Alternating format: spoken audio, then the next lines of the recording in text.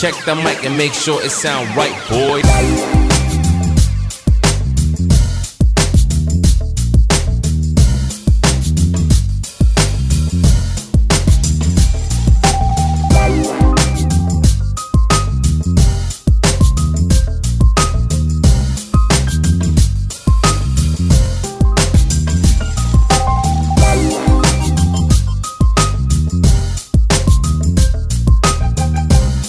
Assalamualaikum warahmatullahi wabarakatuh dan salam sejahtera bagi kita semuanya.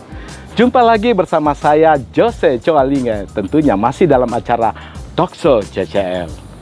Dan kali ini tokoh siapa gerangan yang kita akan bicarakannya. Dia adalah seorang tokoh yang sangat mencintai seni dan budaya dan sangat care di Indonesia ini. Siapakah dia?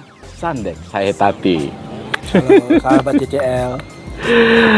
Oke, selamat sore ya. Selamat datang di Gubuk Derita saya. Gubuk Derita yang seluas ini, seindah ini, wah sangat luar biasa sekali. Nih bos, ini berbicara masalah pandemik ini, kemana saja nih selama ini? Di rumah aja, menjaga keluarga, menjaga anak, menjaga istri. Jadi serba dijaga ya. Di luar itu ada aktivitas apa gerangannya? Di rumah aja. Di rumah aja? Di rumah aja. Berdoa semoga pandemi ini segera berakhir dan semua teman-teman kembali, paling nggak 50% kembali hidupnya. Amin, amin, amin. Begitu juga dengan Om Jose. Iya, amin. Terima kasih nih bos. Dan juga kembali untuk bos juga. Ini ngomong-ngomong, bicara masalah yang lama-lama, masa kecil-kecilnya. Boleh. Sebenarnya bos Sandek ini asli dari mana? Kelahiran tahun berapa? Dan berasal dari mana? Aku lahir di Padang. Lahir di Padang. Padang, ibu aku asli orang Padang. Ayahku berdarah Maluku yang sampai akhir hidupnya belum pernah lihat tanah Maluku. Oke. Ya, kebetulan ayah aku seorang seniman, pekerja seni gitu. Usia 7 bulan aku dibawa ke Jakarta oleh keluarga ayahku karena orang tua memutuskan berpisah hidup sendiri-sendiri. Oh, sempat ada perpisahan di saat usia 7 bulan. Ya. Nah, sejak perpisahan ini rasanya bagaimana tidak pernah mengenal seorang kata papa ya pada saat itu ya? Kalau ketemu ya ketemu. Namun beliau tidak tinggal bersama oma saya, ibu dari ayah saya. Kalau pertemuan dengan mama, almarhum mama, itu melalui surat. Zaman dulu kan orang surat menyurat ya, ada surat menyurat. Nanti mama kirim surat dari Padang, dibaca oleh tante saya dengan sepotong. Biasanya kirim rendang sama apa sih namanya itu, yang manisan gitulah. Itu yang orang Padang punya kotak-kotak itu. Waktu saya kecil, aku kecil, berbicara juga kepada saya dan tidak lupa saya pakai lipstick. Aku pakai lipstick, aku cium. Karena mama kirim surat juga pakai lipstick, terus aku cium gitu. Ya Allah, mengharukan ya. Aku baru ketemu mamaku, mungkin aku kelas 2 SD atau kelas 3 SD gitu. Beliau datang, dulu di Jakarta tempat yang paling in untuk anak-anak itu di Senen, namanya Bobo, tempat permainan. Kalau sekarang mungkin Time Zone dan lain sebagainya. Kalau dulu Bobo. Di Jakarta itu top sekali gitu. Dipertemukan. Mama datang jemput aku di sekolah. Aku baru lihat inilah sosok ibu saya. Wajahnya. Ini loh. Tante ngasih tahu ini loh ibumu. Iya, terus pergi sekalian sama mama, diajak main-main. Sempat berapa lama pada saat itu? Aku lupa. Cuma saya masih punya satu foto yang di belakangnya almarhum ayahku juga yang tulis waktu di foto itu. Terus ditulis di belakangnya Sandek cinta mama gitu. Sandek cinta mama. Aduh, sahabat CCL sangat mengharukan sekali ya. Jadi bos Sandek ini jelasnya Sandek Sahetati ya, itu lahir di Padang. Usia 7 bulan dibawa ke Jakarta oleh tantenya dan sekian lama antara anak sama ibu kirim-kiriman surat. Si ibu pakai cium lipstick di apa surat ya, terus dibalas sama Bos Sandek usia waktu itu setahun. Enggak. Mungkin aku baru mengerti setelah usia 3-4 tahun gitu. 3-4 tahun bisa ya. ngomong apa. Oke. Dan saat-saat sekolah suka dijemput dan dibawa di permainan di Senen. Pertama kali di Bobo ya. Permainan Bobo ya waktu namanya itu ya. Bobo. Namanya Bobo. Itu berapa lama? Sorry nih ya, jadi bercerita tentang masa-masa kecilnya. Itu berapa lama proses antar ketemu mama? Maksudnya berapa lama gimana? Berapa lama prosesnya? Ini kan sejak di Bobo, terus masih ada pertemuan-pertemuan? Masih sampai suatu ketika pertama kali aku naik pesawat terbang di mamaku mengirim tiket bersama tanteku untuk ke Padang. Oh, jadi mama hanya datang ke Jakarta hanya ngelihat aja, ngejemput bawa ke Bobo. Enggak, ya bawa Bobo terus dia pulang. Setelah itu pulang lagi. Mungkin 1 tahun kemudian atau 2 tahun kemudian aku lupa gitu. Aku dibawa ke Padang. Aku ketemulah semua saudara-saudara. Oh, di sana mungkin agak lama, mungkin sekitar 2 atau 3 minggu waktu itu. Masih ingat tahun berapa tuh? Atau usia berapa pada saat itu? Kelas 4 SD kan. Kelas 4 SD ya. Kelas 4 SD. Terus setelah itu kembali ke Jakarta, dengan papa bagaimana hubungannya? Baik, biasa aja. Waktu kecil baik-baik, atau kalau udah besaran dikit. Nah, oke sahabat JCL, sekarang kan kita akan mengulas di saat-saat besarnya ya seorang Sandek Saetapi ya. Masih tentang seorang papanya ya. Sandek Saetapi ya. Saetapi saya jadi mengingat seorang aktor, dia bukan saja seorang aktor yang sangat luar biasa sekali dan juga sangat dikenal aktor teater.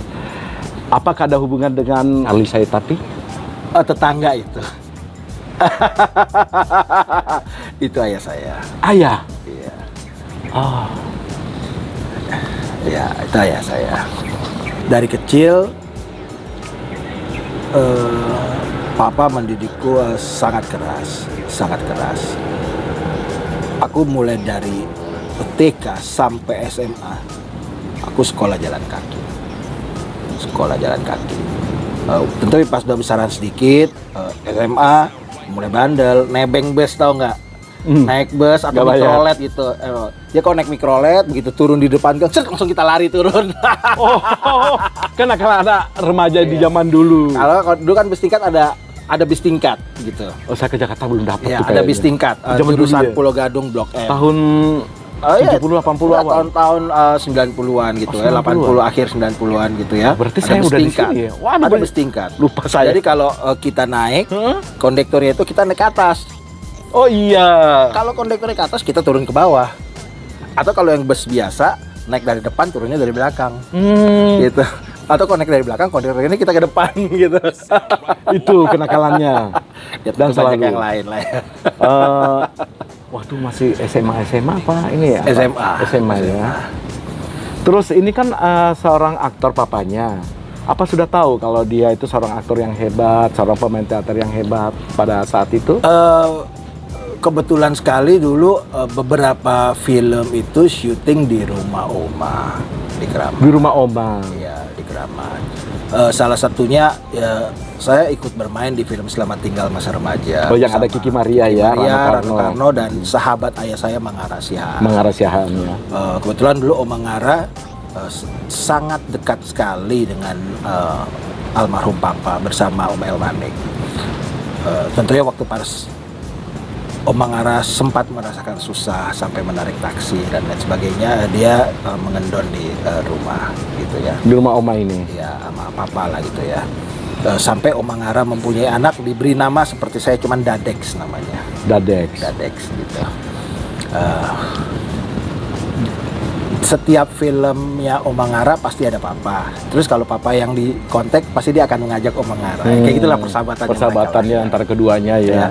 Kedua bintang yang hebat di zaman itu. Sama itu tapak kaki Robert Walter Monginsidi. Iya, yang Roy Martin. Yang Roy Martin itu di rumah saya juga. Oh gitu. Nah, tadi asik juga nih untuk dibicarakan masalah selama tinggal masa remaja. Itu usia berapa terlibat di film? Masih lucu-lucunya Om Jose. 2 tahun, 3 tahun, 4 tahun? Sekitar itu ya. Oke, jadi itu yang sangat berkesan ya. Pernah juga waktu itu untuk main di film antara Serangan Fajar dan G30 SPKI gitu, saya lupa gitu ya. Tiba-tiba aku jatuh sakit. Akhirnya ditemukanlah seorang anak, karena dulu butuh anak yang kecil, berani, cengeng, ingusan gitu. Anak-anak kecil gitu ingusan. Ditemukanlah seorang pemain yang menjadi sahabat saya, dan beliau sudah meninggal. Dani Marsum. Atau dulu dikenal namanya Serangan Fajar, Stemon. Ya, dia dua-duanya main di Serangan Fajar dan di G30 SPKI. Saya lupa antara saya yang mana ini. Ikut bermain juga di sini terlibat? Harusnya saya. Oh, harusnya karena sakit. Jadi digantikan sama Dani. Bronkitis yang hampir merenggut nyawa dan diharuskan disuntik 40 hari berturut-turut oleh Dokter Pradono di Jatinegara situ, dekat Kampung Melayu. Setiap hari, pantat kiri, pantat kanan, nanti kalau udah pegel pindah tangan sini, setiap hari gitu. Aduh. Nah, setelah itu kita kembali ke remaja. Ada pergolakan nggak antara papa sebagai remaja yang punya kesel kehidupan ini, kenapa harus saya tidak memiliki keduanya? Mama waktu itu sudah meninggal? Belum. Kenapa harus saya tidak punya seorang papa? Punya.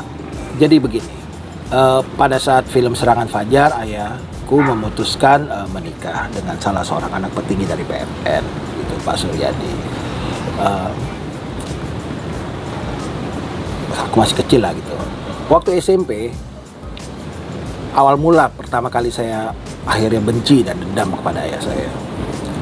SMP aku dikasih anjing sama temen gitu. Tentunya seneng lah piara-piara gitu. Tapi kan kita cuma seneng-seneng nggak mau ngurusinnya ya. Dia mungkin kencing atau berak gitu. Lama-lama oma sama tante kesel juga kali mengurusin itu. Terus pas lagi sekolah SMP itu, pulang sekolah udah nggak ada itu anjing. Wah, gue marah-marah lah. Wah, akhirnya berbicara yang tidak semestinya kepada oma saya dan tante saya gitulah. Tante saya telepon. Waktu itu papa kalau tidak salah sudah dengan Ali Shahab gitu. Oh, sudah bermain film ya? Main film dari dulu, cuman ditarik Ali Shahab gitu. Ya dulu kan di teater. Enggak, di film. Di sinetron. Jadi Ali Shahab itu adalah penemu sinetron pertama Indonesia. Yang menciptakan sinetron itu Om Ali Shahab gitu. Punya Fokus Audiovisual kalau nggak salah namanya. Dulu kantornya di Rawajati sana sebelum pindah di Ramangun.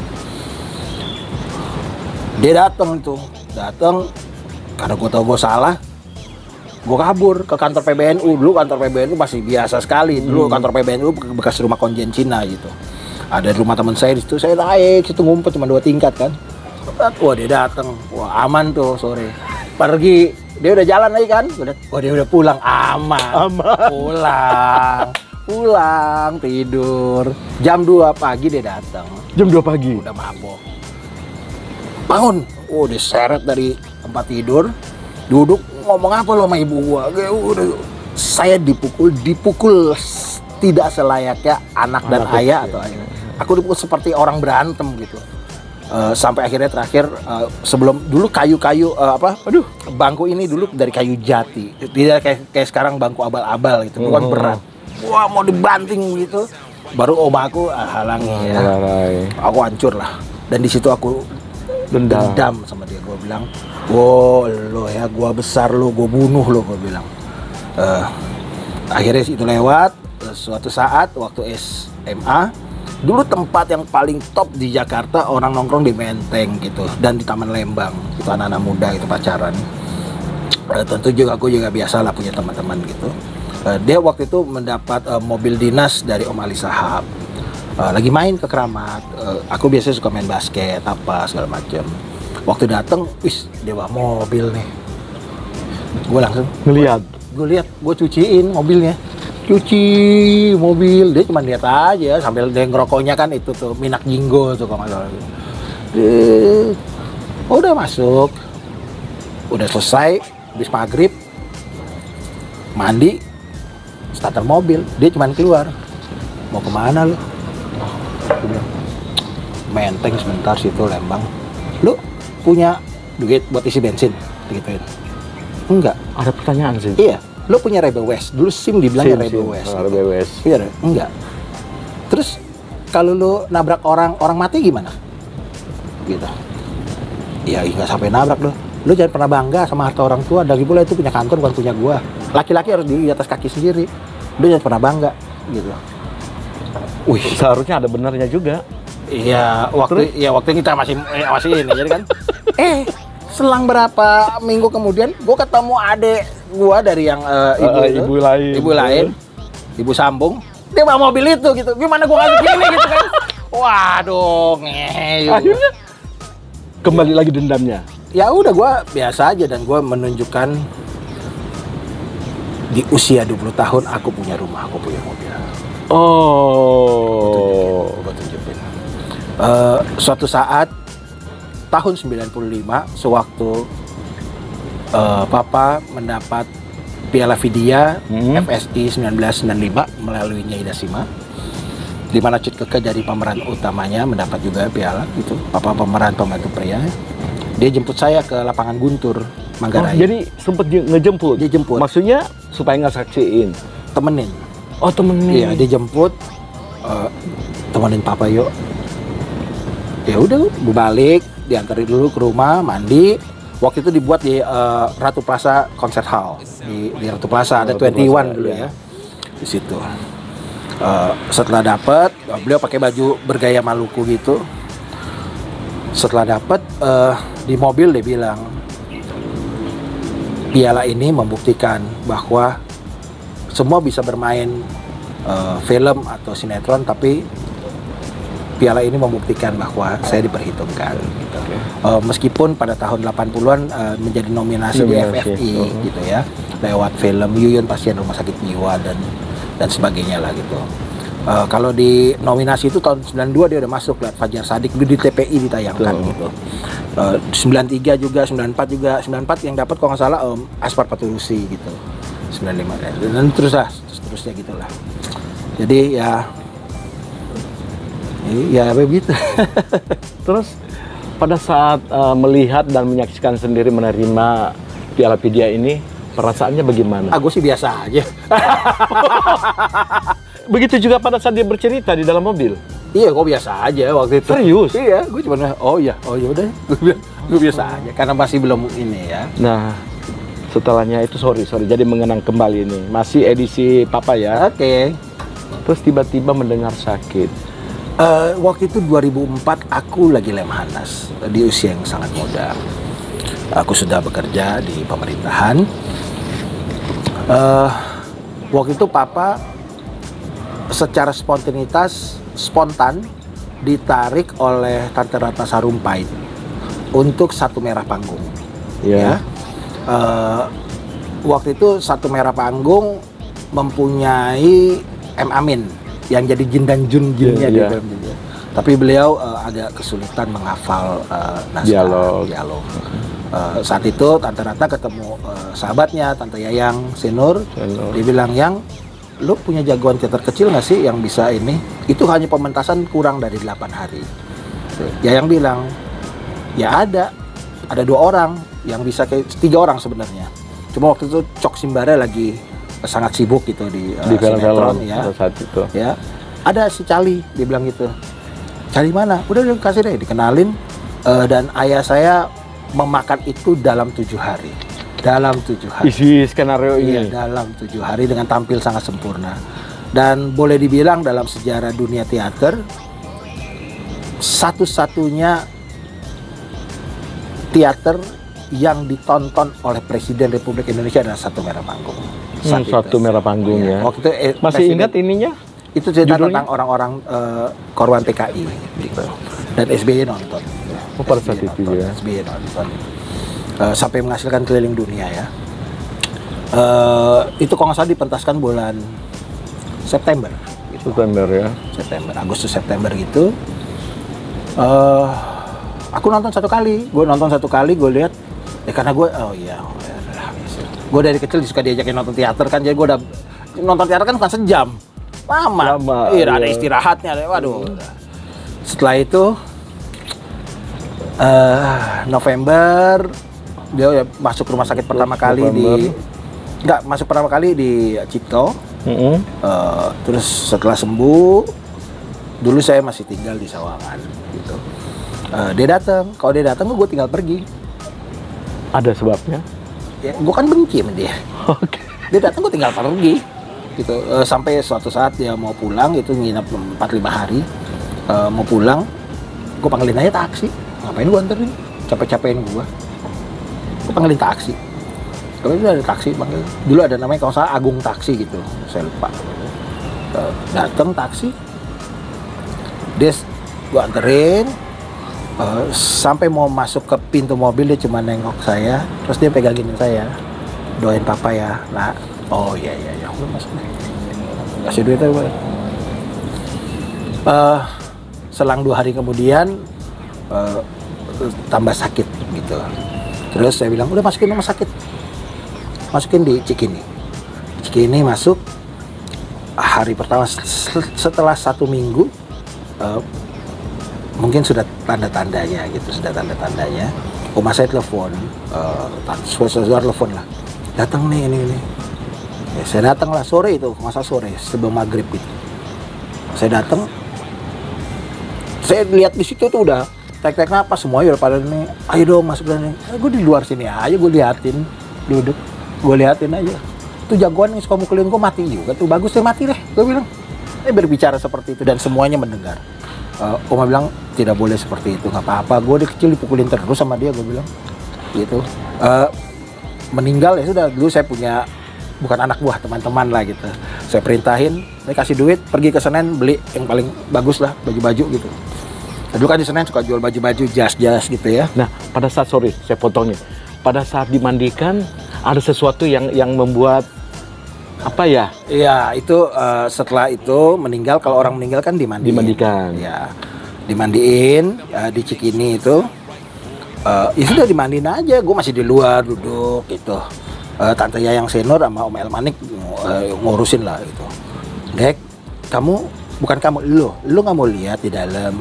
Udah, gue bilang udah ada ini. Kalau udah beres semuanya lah, rumah sakit segala macem. Om Elmanik langsung bilang nggak boleh begitu, Dek. Itu bapak lo deh gini. Jadi satu sini ngomong, gue kan jadi nggak enak hati kan sama yang lebih tua. Lalu gue masuk lah ke ruang yang jenazah dingin ya. Itu ya, yang buat dimandiin. Gue cuma lihat orang mandi kan dibulak-balik gitu biasanya. Aku tahu dia punya tato ular dan burung. Terus aku lihat dia dulu sebelum meninggalnya, akhir hayatnya dia mengabdikan dirinya. Dia seperti kakaknya, dia botakin rambutnya. Gitu. Dan di dompetnya saya nemuin foto Om Arifin Senior gitu, yang memberikan saya nama gitu. Om Arifin selalu botak. Saya lihat, udah dibalik. Pas dibalik berikutnya, saya lihat ada tato burung. Iya, tato burung gitu. Di atasnya ada tulisan kecil, Sandek. Oh. Di situ gue langsung lemas, sedih, cuman gue gengsi dong. Gengsi itu nangis? Iya, anak buah gue banyak di samping kiri kanan kan. Gue suruh perintahin, keluar. Oh, suruh keluar mereka? Dan gue lama sekali bersama beliau. Berbicara dengan almarhum? Iya, dan langsung seolah-olah terlintas gambar dari kita besar. Dan gambar yang baik-baik aja. Yang lama-lama yang dipukuli apa semua hilang. Yang baik-baik aja, diajak saya pergi nonton film silat, ke syuting, kayak gitu. Nemenin dia menerima piala segala macam dan lain sebagainya. Dan yang terlintas di telinga saya langsung, laki-laki harus berdiri sendiri, jangan pernah bangga dengan harta. Iya, itu. Dan gue tahu dia sangat sayang sama gue, tapi dengan cara yang berbeda. Iya, dengan cara yang berbeda. Dan itu terbukti sampai hari ini, aku yang paling jadi dari semuanya. Sama sekali akhirnya menumpahkan kesedihan, tangisan. Dan aku menutup peti jenazahnya dengan bendera merah putih. bendera merah putih. Waktu itu Atika Hasiolan yang pegang foto Papa. Banyak nih teman-teman artis film yang sangkatannya pada anterin. Aku makamkan dia di daerah Sawangan, di tempat orang-orang Muslim satu-satunya nisan salib di sana. Satu-satunya ya. Satu-satunya nisan salib di sana. Dan waktu itu seluruh surau, masjid-masjid di daerah sana, ini ilahi wa ini ilahi, telah meninggal Bapak dari bangsa bla bla bla bla, dan luar biasa sekali ya, bos ya. Dia memang tidak terkenal, tapi banyak aja temennya gitu karena bandel lah mungkin. Sahabat JCL, sorry, tadi Jose Choalinge sudah mengajak kenangan-kenangan antara Pak Sandek dengan sang papa ya, Charlie saya, tapi kita sudah dengar dan kita sudah terhanyut banyak sekali cerita-cerita kisah yang membuat kita sedikit bersedih ya. Tapi nggak apa-apa ya sahabat JCL. Sekarang kita masuk ke bahagia-bahagia sedikit, masih dengan Sandek saya Tapi. Bos ini kan dikenal di Indonesia ini sebagai tokoh seni dan budaya. Nah, kira-kira setelah pandemik ini berlalu, apa sih program-program seorang Sandek saya Tapi ini buat Indonesia? Tentunya para sahabat-sahabat seni kita nih. Pertama, bukan tokoh seni dan budaya, saya cuma sedang aja. Tapi nggak tahu kalau orang yang menggelarkan itu, saya nggak ngerti. Karena berbuat dari hati aja. Karena itu pengabdianku kepada almarhum ayahku. Oh, oke. Pengabdianku kepada almarhum ayahku. Waktu beliau hidup saya sangat benci dia. Setelah dia meninggal, satu, gue bukan pemain film. Kedua, gue bukan penyanyi. Ketiga, gue bukan apa-apa. Tapi gue bisa mempunyai sesuatu, ya gue abdiin aja apa yang dia suka dengan seni dan budaya. Udah, saya abdiin aja semuanya. Dan tidak pernah ada hitung-hitungan di dalam hidup saya. Tidak pernah ada hitungan-hitungan dalam hidup. Orang berbuat sesuatu pasti ada untung dan rugi. Kalau saya dari berbuat sampai sekarang ini, judulnya yang terakhir, rugi, tapi bukan rugi. Tapi itu kepuasan buat Kepuasan gua. ya. Kepuasan buat gua. Sahabat JCL sudah dengarkan pengakuan seorang Sandek saya Tapi. Untuk kita ketahui bahwa dalam kehidupannya, di dalam kehidupan seninya bersama dengan teman-teman sahabat seni, tidak ada hitungan-hitungan antara rugi dan untung. Yang jelas yang ada pada dirinya adalah rugi dan rugi seterusnya. Tapi adalah kepuasan batinnya buat berkarya untuk kita semuanya. Bos, sebagai pemerhati seni ya, tentunya lagi masih kita bahas masalah seni. Kan ini banyak sekali teman-teman kita yang terdampak di pandemi ini. Rasanya seorang Sandek saya Tapi, bagaimana cara menanggulanginya untuk teman-teman kita? Gini, seluruh sektor kena. Seluruh sektor kena karena dunia. Kedua, pertama, aku lihat senang juga orang buat tribut atau buat ini, cari duit. Lama-lama aku agak sedih juga. Sedihnya? Sedih karena seniman Indonesia seperti pengemis akhirnya. Tidak semestinya seniman Indonesia pengemis. Tidak semestinya para DJ, para aktor, para penyanyi, orang kasih duit itu 10.000 kan melalui itu kan rekening gitu kan. Jadi kan kayak pengemis gitu akhirnya. Bahwa mereka ini sebenarnya adalah idola 267 juta jiwa rakyat Indonesia gitu. Kita lagi mencoba bersama teman-teman untuk mendobrak bahwa pekerja seni itu bukan termasuk kategori buruh. Karena bukan salah satu kategori buruh. Karena sampai hari ini pekerja seni itu masuk kategorinya buruh di Depnaker. Nah, kita mendobrak bahwa bukan buruh. Gitu. Sekarang mungkin nggak seorang pemain film atau penyanyi tidak punya duit bisa kredit rumah atau pinjam dari bank? Nggak bisa. Nggak. Ya. Tapi kalau dia seorang profesional bisa. Gitu. Dan itulah sebabnya kita lagi bekerja keras bahwa pekerja sini ya orang-orang yang profesional di bidangnya dan tidak bisa diukur gitu. Saya juga kurang setuju kalau sekarang ini kan ada apa sih namanya sertifikasi gitu ya. Sertifikasi mana bisa seniman disertifikasi. Om Jose dengan saya punya acting pasti berbeda-beda ya. Begitu style juga dengan penyanyi A dan penyanyi B ya nggak bisa dong seperti gitu. Nah ini ini orang-orang yang cari duit aja di situ, jadi dibuat-buat aja seperti itu. Aku kebetulan seneng yang mendobrak yang kayak gitu-gitu. Jadi ya cuman ini harus terjadi sekarang zamannya streaming, ya kita nikmatin aja ini semuanya. Aja ya. Dan yang paling pertama teman-teman tetaplah menjaga stamina. Gitu. Selain 3M itu mencuci tangan, memakai masker dan menjaga jarak. Cuman yang paling penting itu yang terakhir menjaga ya, tadi stamina. juga saya udah dari pertama masuk udah tuh cek suhu dan lain-lain sebagainya. Ya. Terus bos, tadi kan ngomong nih masalah streaming apa segalanya. Nah, cara mengatasinya itu seorang pemerhati seperti Pak Sandek ini, apa jalan keluarnya buat teman-teman ini? Akhirnya di tengah perjalanan aku mendirikan sebuah perusahaan yang diberi nama Sandek Media Group. Sandek Media Group. Ya. Di situ terdapat radio, streaming yang sampai sekarang sudah 14, dia ada di setiap kota gitu.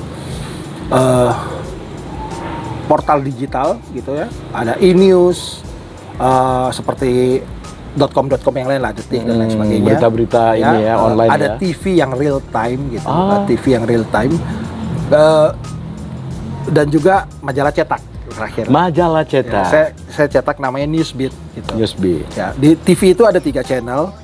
Yang pertama adalah Suwarna TV. Saya abdikan untuk kesenian Indonesia. Suwarna TV diabdikan untuk kesenian Indonesia. Ya, adat istiadat dan lain sebagainya. Oh, ini udah termasuk di Suwarna ini? Iya, Suwarna. Oke. Yang kedua untuk seni, musik. Yang kedua adalah series, untuk seni, musik. Ya, musik dan web series gitu ya. Itu saya kasih nama Newsbeat. Newsbeat. Ya. Yang terakhir, karena gue identik dengan anak-anak tahun 90-an, anak-anak dunia. Dulu ada Lipstick, NASA, HBO, dunia jogging. Oh gitu ya. Saya abdikan, saya abdikan untuk mereka. Namanya 5 Beat Channel. 5 Beat Channel. Beat Channel. Ya, di mana waktu itu pas baru pertama kali launching, hari itu langsung 1.100 penonton. Gitu. Penonton. Kriteria untuk masuk ke media ini seperti apa? Apakah kalangan umum atau hanya pekerja seni saja? Aku apresiasikan untuk kesenian Indonesia. Jadi siapapun welcome. Selama dia mencintai seni dan budaya Indonesia ya. Dan masing-masing sudah ada PIC-nya masing-masing. Oh begitu. Jadi gue cuman ini aja lah. Barangkali Bos Sandek ada channelnya nggak? Boleh disampaikan di ini sahabat JCL? Boleh. Channelnya apa ya? Atau nanti kita lewat di sini ya. Nanti ada ya. Ya, nanti ketik di aja sini, Sandek Media Group. Ada pasti keluar, kalau di Google tuh pasti keluar. Pasti keluar ya. Dan sahabat JCL nggak usah khawatir, nanti ada tertulis di bawah nih, Ya. di bawah nih. Nih. Kelihatan kan? Kelihatan. Membutuhkan sumbangan. Karena badannya saya besar, tukang makan. Gitu ya. Om Jose, sekarang gantian gue yang mau tanya dulu. Apa tuh? Kok malah saya nih Iya jadi dong. narasumber? Aku banyak mendengar seorang Jose itu disebut sahabat seni Indonesia. Amin. Karena ya alhamdulillah itu predikat atau pemberian, ya saya sih bangga juga. Dan memang kehidupan saya memang saya berikan untuk teman-teman yang legend yang memang dulunya pernah populer, pernah dikenal, terus sekarang kan tidak. Apalagi teman-teman media sekarang jadi musuhan tuh.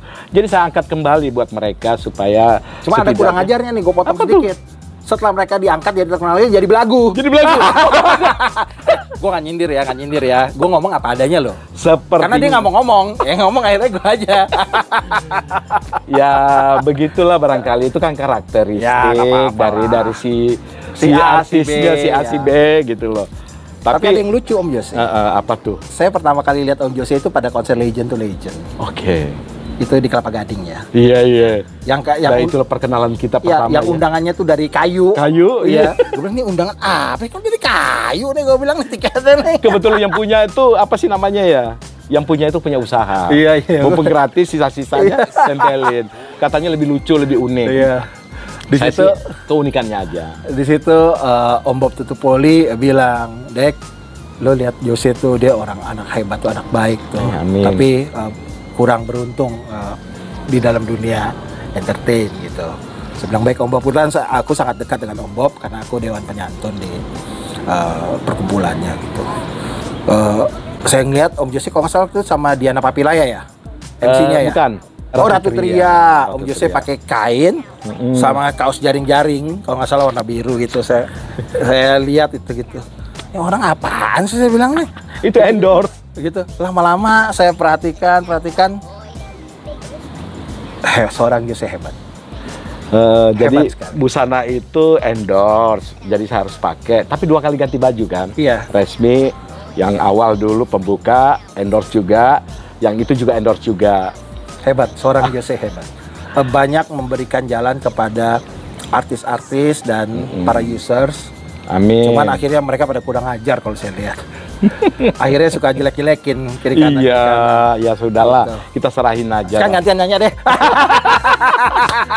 Sebenarnya ada benarnya juga Om Bob, karena saya sebenarnya itu sudah masuk di dunia seni pada tahun 1973. Wow, Dari gua belum kecil. lahir loh itu. Iya, saya udah main film anak-anak di Senja di Pantai Losari. Kebetulan syutingnya di Makassar Oh, pada saat itu. Namun kemudian pindah di Kendari, saya masuk ke dunia fashion show.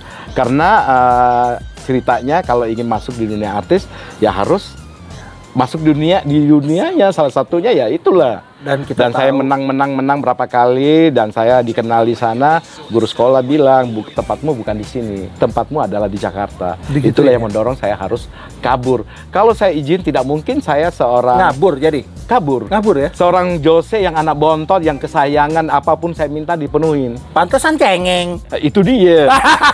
Jadi akhirnya saya kabur. Saya berdiri sendiri, gitu, kabur. Om Jose itu orang Betul. hebat, orang baik.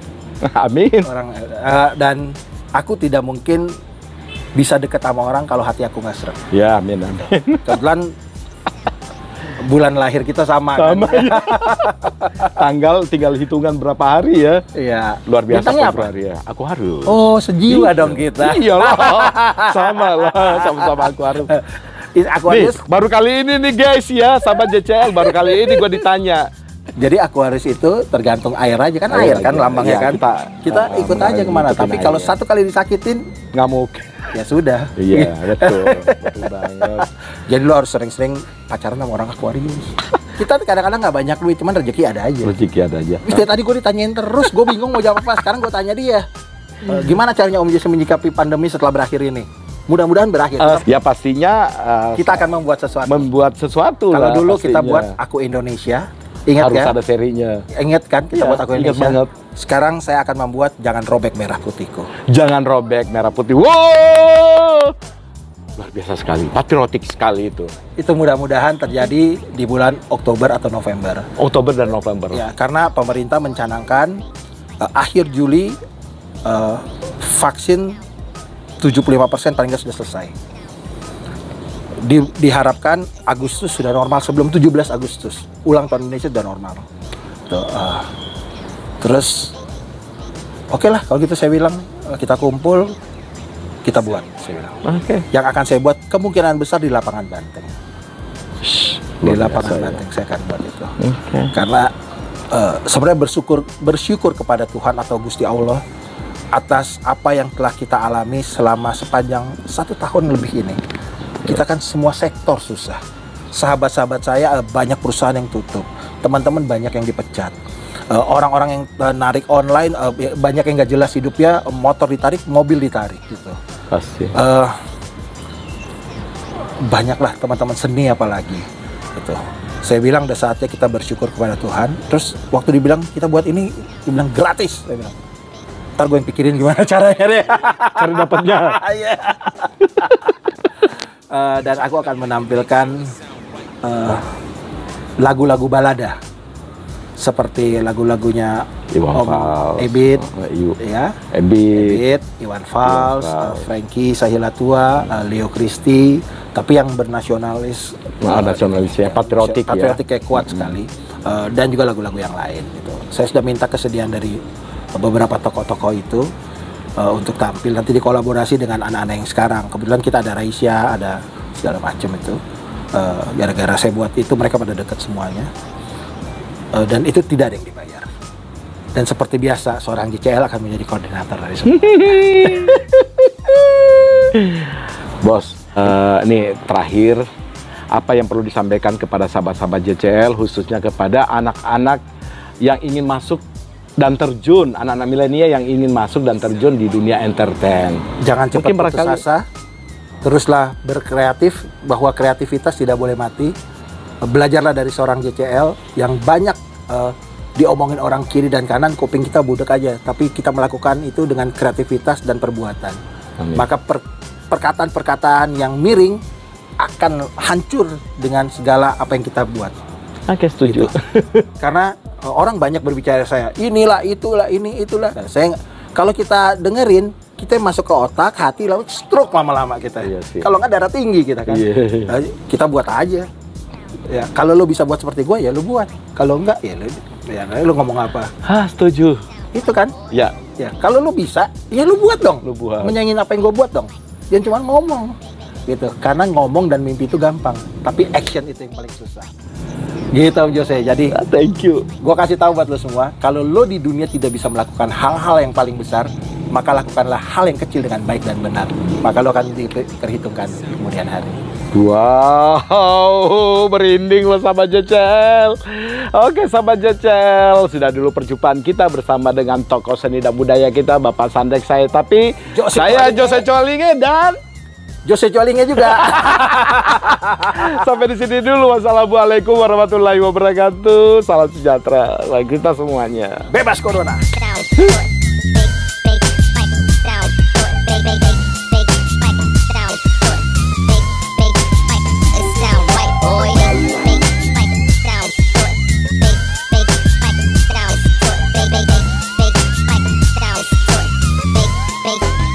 It sound right, boy.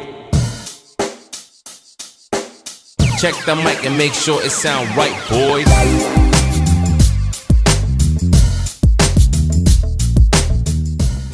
Assalamualaikum warahmatullahi wabarakatuh.